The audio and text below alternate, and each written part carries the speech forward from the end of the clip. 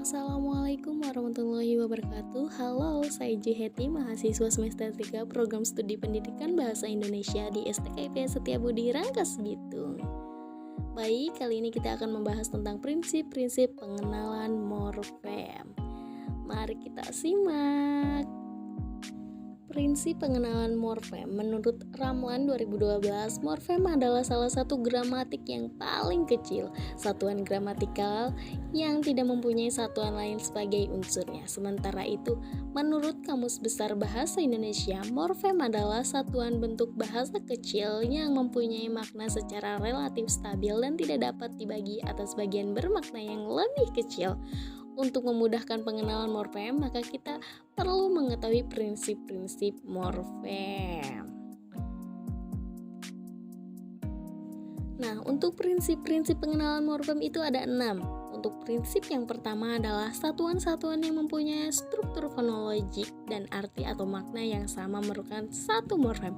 Misalnya, satu baju dalam berbaju menjahit baju biru, baju batik adalah merupakan satu morfem karena satuan itu memiliki struktur fonologik dan arti yang sama.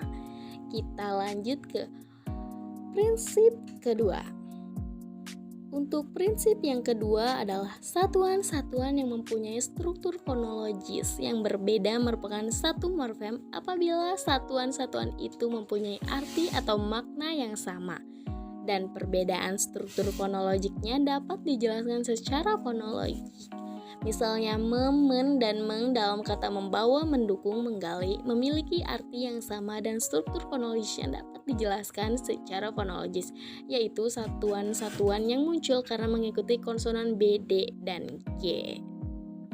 Sedangkan di prinsip ketiga adalah satuan-satuan yang mempunyai struktur fonologik yang berbeda, sekalipun perbedaannya tidak dapat dijelaskan secara fonologik, masih dapat dianggap sebagai satu morfem apabila mempunyai arti atau makna yang sama dan mempunyai distribusi yang komplementer atau dapat diterapkan secara silih berganti.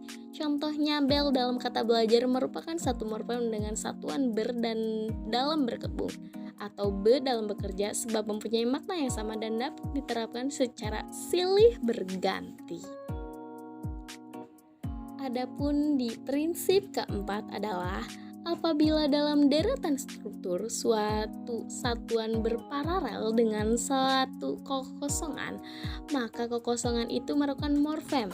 Ialah yang disebut morfem zero. Misalnya dalam kalimat dia makan roti, kata makan dipakai tanpa menggunakan me. Morfem yang tidak ada dalam struktur disebut morfem zero. Kita lanjut ke prinsip kelima adalah satuan-satuan yang mempunyai struktur fonologik yang sama. Mungkin merupakan satu morfem, mungkin pula merupakan morfem yang berbeda. Apabila satuan yang mempunyai struktur fonologik yang sama itu berbeda artinya, tentu saja merupakan morfem yang berbeda. Dikatakan morfem yang sama jika maknanya berhubungan walaupun letaknya dalam kalimat tidak sama. Misalnya, kata duduk. Dalam kalimat ia sedang duduk dan duduk orang itu sangat sopan, dikatakan morfem berbeda apabila artinya berbeda. Misalnya kata buku berarti kitab dan buku berarti sendi, atau kata mulut dalam kalimat mulut gue itu lebar dan mulut orang itu lebar. Sedangkan di prinsip keenam adalah setiap satuan yang dapat dipisahkan merupakan morfem. Contohnya, di samping kata bersandar terdapat sandaran.